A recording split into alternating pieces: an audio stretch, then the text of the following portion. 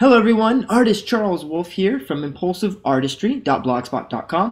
That's the address to my blog, and you should check it out because there's some really great articles about painting, about music, just having a creative lifestyle in general, as well as guest artist features. Be sure to head over there, and again, that's impulsiveartistry.blogspot.com after you finish this video and have a look around my awesome blog. I'm going to start today by talking about the textured canvas you see before you. How did I do this? It's pretty simple actually. I take some PVA glue right from the tube, just dump a ton of it out onto the canvas, and then take a 1-inch brush that I don't really care about, a pretty cheap 50-cent brush, you know what I'm talking about, like a chip brush. And we're going to work it around while we use a hairdryer and dry it off. This takes about 10 to 15 minutes to do. It's very simple, and you want to have lots of texture, so lots of ridges and bumps and uneven irregularities when you're doing this. I'm going to start today with two colors. I'm going to use a little bit of the Cobalt Blue that you see here in the upper right hand corner, followed by some Titanium White.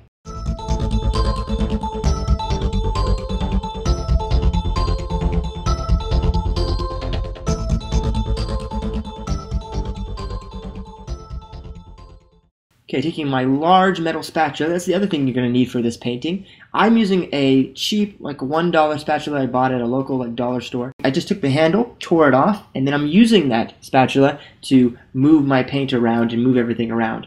Again, I'm just spreading out the Cobalt Blue here very evenly and making sure that I'm changing the direction of my knife work for this part.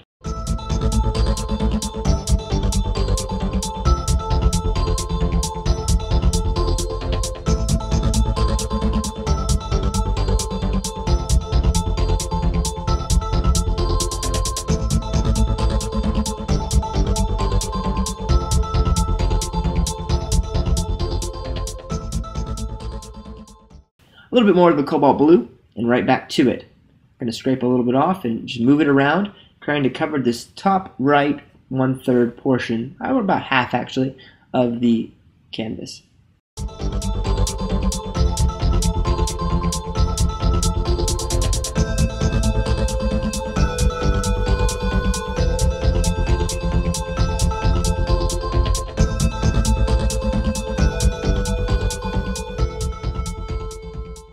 A little bit of the Cadmium Yellow Medium here.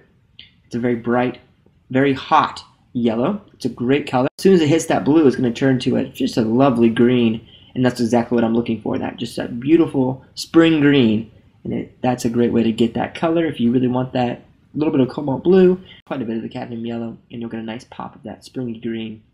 And it looks great. This is actually a spring painting after all, so we want to make sure that we have those beautiful spring colors going on while we're painting this. This is a very easy technique. This is sort of a quick, simple, abstract idea. You just find other YouTube videos that have a similar technique. They're fairly straightforward and easy to follow, and it's not terribly difficult. Anyone can really use this technique and do it. That's why I'm demonstrating it here for you today, because it creates a very interesting texture and can create a very nice composition relatively quickly for painting an abstract. You're just putting paint and moving it around and then just changing things and adjusting things as you go. Just try not to overwork it. That's my only really big piece of advice. Don't overwork it because you'll turn into mud. All the colors will just start smearing into each other way too much, and it won't look very aesthetically pleasing to the eye. We don't want that. We don't want mud. We definitely want some pure colors bursting through. What I like to do with this is to take and put the color down on the canvas.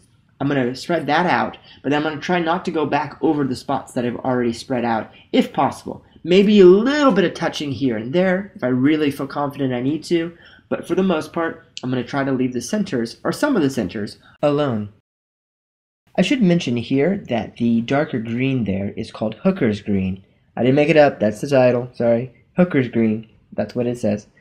So I want to let you know that that darker color has a bit more blue in it. It's a bit darker overall, and it's going to complement my yellow quite nicely, I think. Bringing in some yellow ochre at the top right here. If I remember correctly, I don't like that, and I think I'd change it later on and replace it with some pure Cobalt Blue. So if you want to skip this step, that's totally cool. I do put it down below in a certain spot. I think it was on the bottom right hand side, and that I do keep. But the top right, I will replace eventually, just so you know.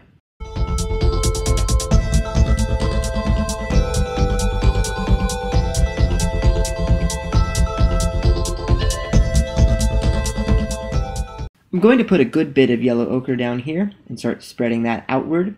Overall, I'm trying to have these trees kind of be on the side, framing our view, and they're going to kind of reach over into the center. That's at least compositionally what I'm going for at the current moment. Here is some more of the cadmium yellow medium. I want that yellow to pop and to be more prominent in the composition overall, so I'm going to increase that by adding more of it.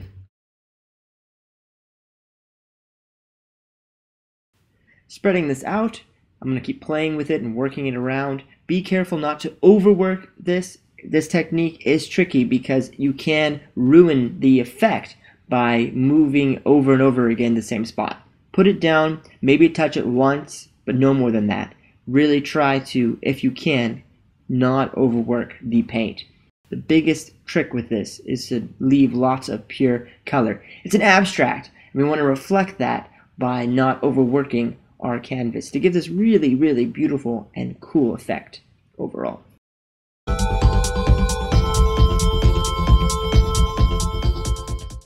Here in North Carolina, everything is in full bloom. I mean, the trees are getting all their leaves back, everything's sprouting at this time. There's blossoms just everywhere. The cherries, there's a beautiful cherry tree I have across the way from my home that's just bright pink. It's gorgeous. I think I'm just in that frame of mind and that mood when I'm painting this abstract. So I'm very much inspired by my surroundings when I am painting.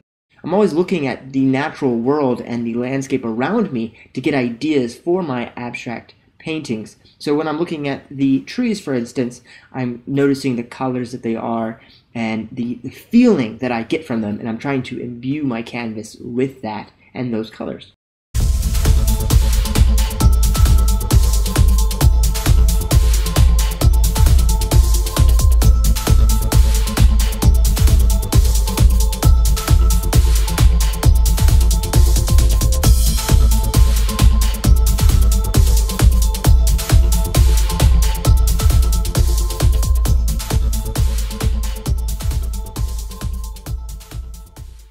Adding a bit of Cobalt Blue to the top right, I thought, you know what, I want to make this a little less symmetrical. Adding a little bit more blue to the top will diminish the right-hand side a bit, and it'll be slightly more interesting. A big part of creating a great-looking abstract is thinking about the composition. Where are your dark colors? The cool colors like the blues and the deep reds that are going to recede from the viewer's eye. Where are the highlight, the bright popping yellows and oranges and the bright reds? Are they coming forward? Where are the greens in the middle of all of that? Think about the composition overall when you're painting. So there goes my cat Oliver in the top left. I don't know if you saw him. He might pop back and forth. He was kind of wandering around, but underneath my legs while I was painting this, so watch out for that.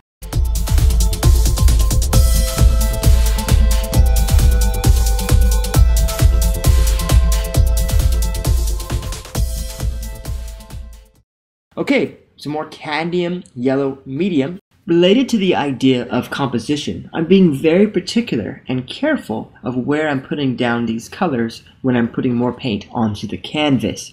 During this process, I probably will make some adjustments. I might put a little bit of yellow here. I feel like it's too bright. Maybe I'll come back over with some more green, or maybe a little bit of brown. You'll see exactly what I mean in just a moment.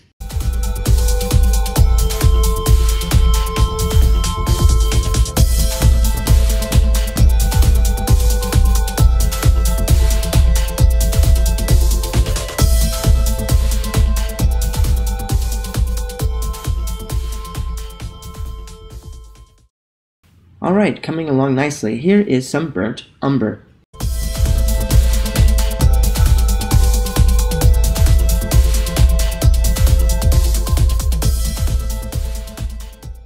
Okay, I'm going to spread out this brown here. One of the things that I'm doing off camera, of course I'm cutting out the spots where I'm doing this, as you can see I'm holding over there in my left hand a paper towel. So I'm wiping off my knife between the new colors just so that I don't mix the individual colors too much together. A few times I'm not doing that, but that's a very conscious decision not to clean it off. Most of the times though, I am cleaning off my knife, or my spatula actually is what it is, in between the different color smears. And I'm just bringing in some nice darker browns that's going to have some weight and help this composition out overall. And it's going to be another layer. The idea for this is to have multiple layers of darks and lights on top of each other, one over the other, to give some sort of movement and some depth to the abstract. Try scraping very gently when you're doing this. We don't want to really push too hard. We just need a little bit of pressure to move the paint around.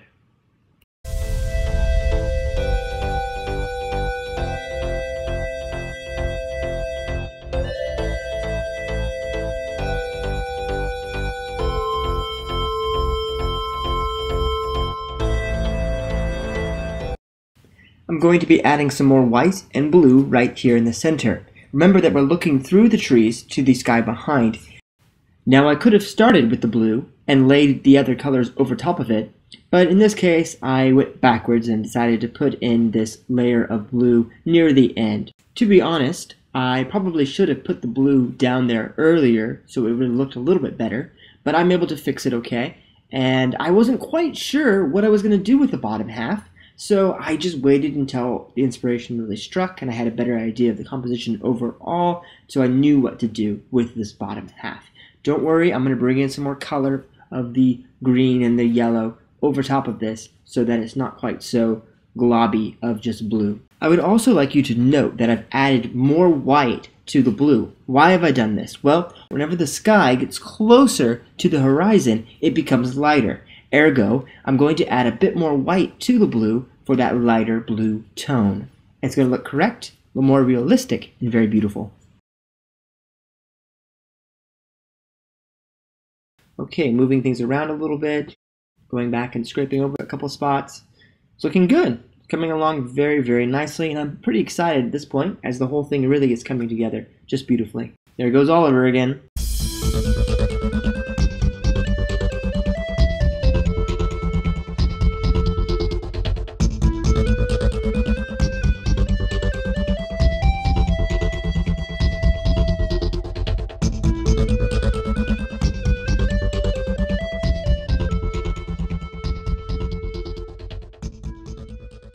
The idea for this composition is very simple. You're sitting on a grassy hill, looking straight up at the trees, and they're sort of covering above you, and the sky is behind.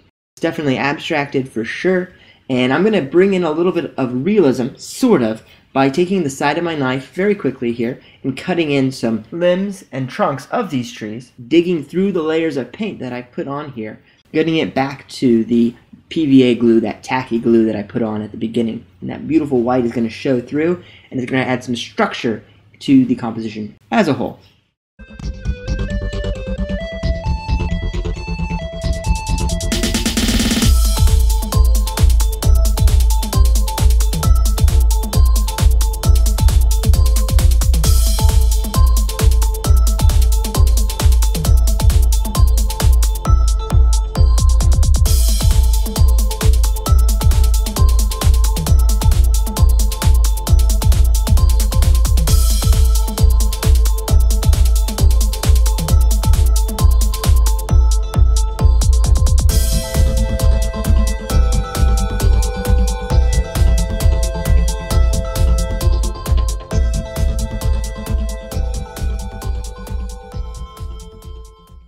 Now if you want your painting to be very smooth and not have a lot of breaks and gaps between the paint splotches, then when you're doing this, just let it dry like you see it here. I didn't do that though. I wanted lots of cracks and fissures and lots of the tacky PVA glue underneath showing through. So what I did, as soon as I was finished painting it, I immediately took the painting over to my easel, put it upright, and allowed gravity really to pull the paint downwards.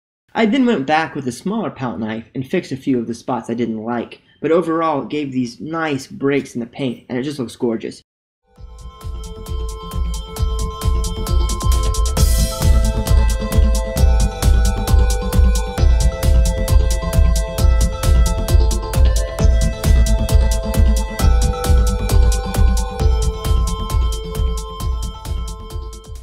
Here are a few close-up shots for you to enjoy.